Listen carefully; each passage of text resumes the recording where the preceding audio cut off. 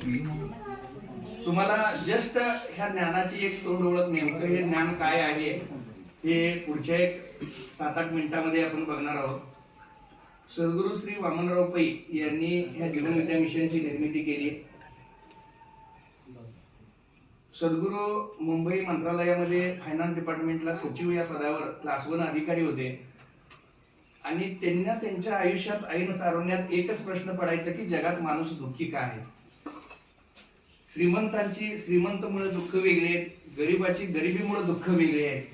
तर जगातल्या प्रत्येक माणसाला सहज सुखी कसं होता येईल यासाठी सद्गुरूंनी 5000 वर्षापासूनच सगळ्या ऋषीमुनींचं तत्वज्ञान, सगळ्या संतांची शिकवण, त्यांना जीवनात येणारे अनुभव आणि त्यावर त्यांनी गाढा अभ्यास करून, म्हणजे मनावर विचारांवर ज्या सगळे फॉरेन फिलॉसॉफरनी बरेचसे तत्वज्ञान मांडलेलं आहे त्याचा सद्गुरूंनी अतिशय गाढा अभ्यास करून जीवनाला उपयोगी, आता सध्या या विज्ञान युगात उपयोगी अशी एक सहज सरळ साधी आणि सोपी साधना निर्माण केली आणि ज्ञान निर्माण केलं.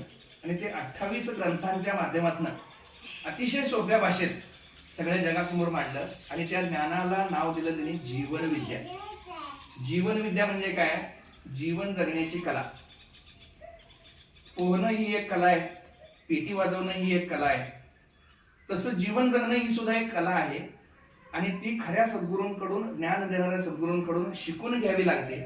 आणि जे या कलेत पारंगत होतात ते जीवनात नेहमी 24 तास आनंदी राहतात असं सद्गुरूंचं सांगणं आहे.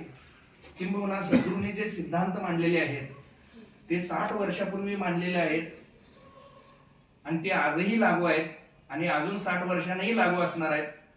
ही पृथ्वी जोपर्यंत अस्तित्वात आहे तोपर्यंत हे सिद्धांत प्रत्येक मनुष्याला लागू असणार आहेत, कारण ते निसर्ग नियमावर आधारित असे सिद्धांत सद्गुरूंनी मांडलेले आहेत. तर हे सिद्धांत मांडत असताना सद्गुरूंनी अनेक अशा अनुत्तरित प्रश्नांची उत्तरं तुम्हाला दिलेली आहेत.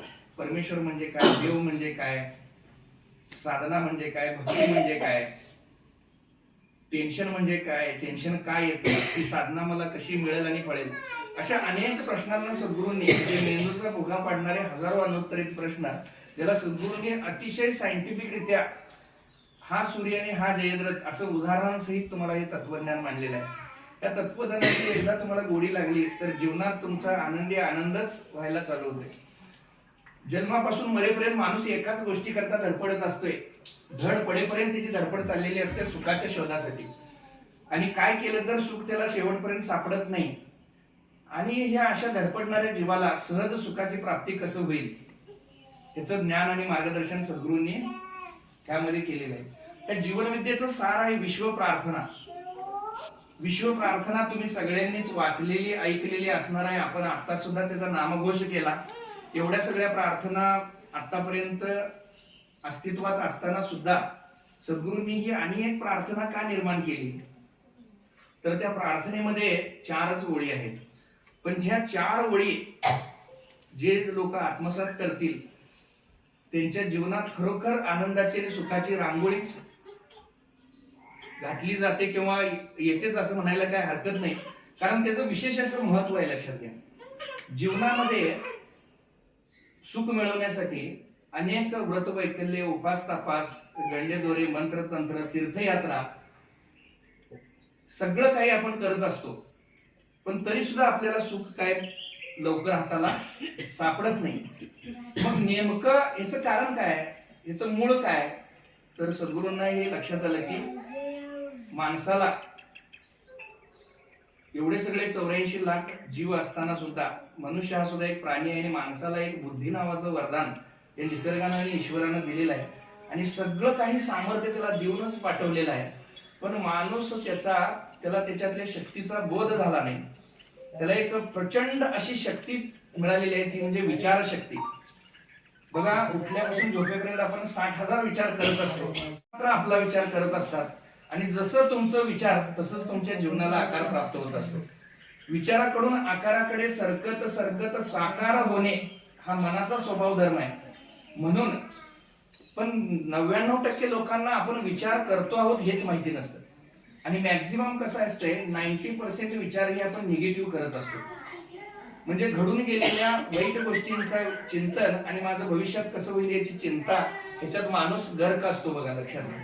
आता तुम्ही रस्त्यानं चाललेला आहे, तुम्ही केळी खाल्लाय, केळीची साल हातात आहे, रस्त्याच्या एका बाजूला केर कचरा पडलेला आहे, दुसऱ्या बाजूला एकदम स्वच्छ आहे. तुम्ही ती केळीची साल कुठल्या बाजूला टाकणार? कचऱ्याच्या बाजूला टाकणार. तसं जीवनामध्ये की नाही, तुम्हाला ही जी शक्ती प्राप्त झालेली आहे की नाही, तुम्ही कायम कचरा विचार जर डोक्यात केला तर कचराच परिस्थिती तुमच्या जीवनात आकर्षित होत्या. लक्षात घ्या. अनिष्ट परिस्थिती, वाईट परिस्थिती, दुःख, समस्या, संकट, टेन्शन, काळजी, चिंता का जीवनात आहे? तर तुम्ही कचरा आकर्षित करणारा जिवंत चुंबक आहे. तुम्हाला हे शास्त्र कोण शिकवलं नाही, तर हे शास्त्रशुद्ध पद्धतीने तुम्हाला तिथे कर्जतमध्ये जीवनविद्या मिशनच्या ज्ञानपीठामध्ये जो 3 दिवसाचा कोर्स असतो, तिथं तुम्हाला ही कला शिकायला मिळते. म्हणजे विचारांना पाहायचं कसं, विचारांना ओळखायचं कसं, विचारांना वळवायचं कसं, आणि जीवनात तुम्ही व्हिज्युअलायझेशन टेक्निक एक शिकवलं जाते. तुम्हाला जीवन जसं पाहिजे आहे तसं तुमचं जीवन घडवायचं कसं, अतिशय सोप्या भाषेत. मी आता सांगलोय ह्याच्या 100 पटीनं सोप्या भाषेत वेगवेगळे प्रयोग, उदाहरणं, इतकं म्हणजे तुम्हाला 3 दिवस कधी गेलं कळणार नाही, इतकं सुंदर पद्धतीने ते ज्ञान दिलं जाते. तर ह्या 4 गोष्टी आहेत बघा. शिवचिंतन करणं, प्रार्थनेमध्ये 4 गोष्टी आहेत. शिवचिंतन करणं, हे ईश्वरा सर्वांना चांगली बुद्धी दे, आरोग्य दे. शुभ इच्छा करणं, सर्वांना सुखात आनंदात ऐश्वर्यात ठेव. शुभ बोलणं, सर्वांचं भलं कर, कल्याण कर, रक्षण कर. आणि ज्यावेळी मनाप्रश्न तुम्ही असं म्हणायला चालू करता, 60,000 विचार करताय, 1,000 वेळा जर तुम्ही असं मनाप्रश्न प्रार्थना म्हणायला चालू केला तर तुमच्या मनात येणारे विचार चांगले येतील आणि हातून घडणारी कृती चांगली घडेल. आणि क्रिया तशी प्रतिक्रिया निसर्ग नियमाप्रमाणे आनंद, यश, सुख, समाधान, शांती प्राप्त होऊन तुमच्या जीवनाचं नंदनवन होईल, असं सद्गुरू सांगतात.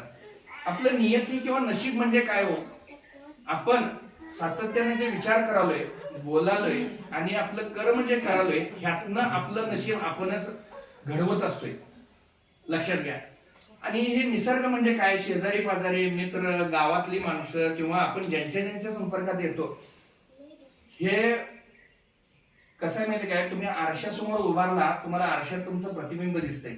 आरशातल्या प्रतिमेला तुम्ही नमस्कार केला, तेही प्रतिबिंब तुम्हाला नमस्कार करते. आणि हात उगारला तर तेही प्रतिबिंब तुम्हाला हात उगारते. तसं जगात तुम्ही राहताय, ते जग म्हणजे एक तुमचा आरसा आहे. घरात सुद्धा, कुटुंबात सुद्धा ज्यावेळी 5 माणसं 10 माणसं एकत्रित राहत असते, आपल्याला प्रतिक्रिया कशी मिळत असते सांगा बघूया. तुम्ही एखाद्याला आहो म्हटला, दुसरा काहो म्हणतोय. आरे म्हटला, दुसरा कारे म्हणतोय. तुम्ही कुणाला मान दिला, तुम्हालाही मान मिळतोय. तुम्ही कुणाचा अपमान केला, तुमचाही अपमान होतोय. थोडक्यात काय, ज्या इष्ट किंवा अनिष्ट पद्धतीनं तुम्ही विचार करता, बोलता आणि वागता, तसं तुम्हाला जगाकडनं प्रतिसाद आहे. तुम्हाला तुमचं कौतुक व्हावं असं वाटत असेल, तुम्ही इतरांचं केलं पाहिजे. कौतुक ही अशी गोष्ट आहे ज्याला पैसे पडत नाहीत, खर्च पडत नाहीत, कष्ट पडत नाहीत, पण सगळ्यात जास्त कंजूसी माणूस त्याच्यात दाखवतो, कारण त्याच्यात त्या मनाचा मोठेपणा नसतो. तर ह्या सगळ्याच गोष्टी सद्गुरू शिकवतात. शुभ इच्छा धारण करणं, दुसरा मुद्दा. एवढी सोपी गोष्ट नाही आहे. सद्गुरू म्हणतात, दुसऱ्यांच्या दुःखानं जो दुःखी होतोय, बघा पहिला मुद्दा, दुसऱ्यांच्या दुःखानं जो आनंदी होतोय तो दानव आहे. दुसऱ्यांच्या दुःखानं जो दुःखी होतोय तो मानव आहे.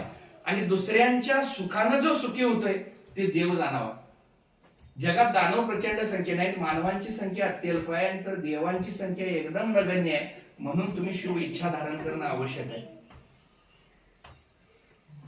शेजारी आनंदी झाला, शेजाऱ्यानं गाडी आणली, किती जणांना आनंद होतोय? द्या द्या द्या. आज काय वाटतंय?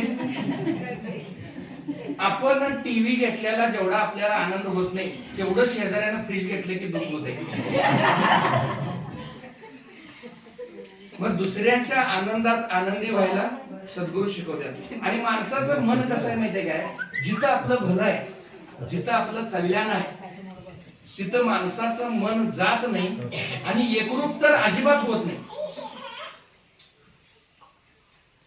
पण जिथं आपलं भलं नाही आहे, जिथं आपलं कल्याण नाही आहे, तिथं माणसाचं मन सहज जाते आणि एकरूप लगेच होते. तल्लीन होऊन माणसाचं मन कसं एकरूप होतंय? तुम्हाला एक सुंदर उदाहरण द्यायचं म्हटलं तर, तुम्ही इथं गावात किंवा इथं कॉलनीत किंवा ही कॉलनी तर अतिशय स्टँडर्ड आणि चांगल्या लोकांची झालेली आहे. पण एखादं भांडण जर लागलं, भांडणाचं बघा तुम्ही बारकाईनं निरीक्षण करा. म्हणजे मी पण कधी तर असं एकदा दोनदा गेल्यानंतर की नाही ते भांडणाऱ्याकडे बघत नव्हतो मी, ती भांडणं बघायला आलेल्या लोकांचं तुम्ही जरा बारकाईनं निरीक्षण करा. एक म्हातारी आजी आहे, तिला आधी कमरेचा त्रास आहे, तिला अजून चालायला येत नाही, ती पण असं काठी घेऊन टेकत आणि ते भांडणाचं की नाही एवढं तल्लीन होऊन माणसं बघतात. म्हणजे चाललेलं आहे की नाही त्यांची अक्षर किती कंबर दुखू दे, गुडघं दुखू दे, काय पण दुखू दे, आणि त्याला काय पण निमंत्रण देऊन बोलवायला नसते का तुम्हाला, या होते आता सुरू झाली.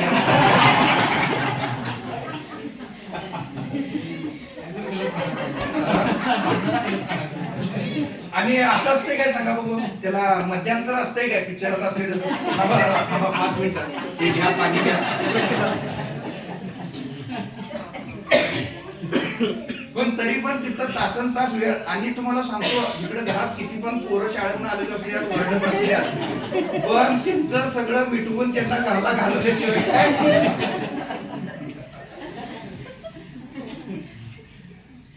मग तुम्हाला मला काय सांगायचं आहे, आपण सगळेजण सगळं शहाणपण घेऊनच मी जन्माला आलेलो आहे आणि मला काय ज्ञानाची गरज नाही, सगळं मला माहिती आहे, तू मला शिकवू नकोस. हे असं जे आपली वृत्ती असते की नाही, हे आपण सोडून देऊन आपला अहंकार बाजूला ठेवून ज्यावेळी आपण ज्ञानात समर्पण होतो, तुम्ही सगळेजण पुण्यवान आणि भाग्यवान आहे.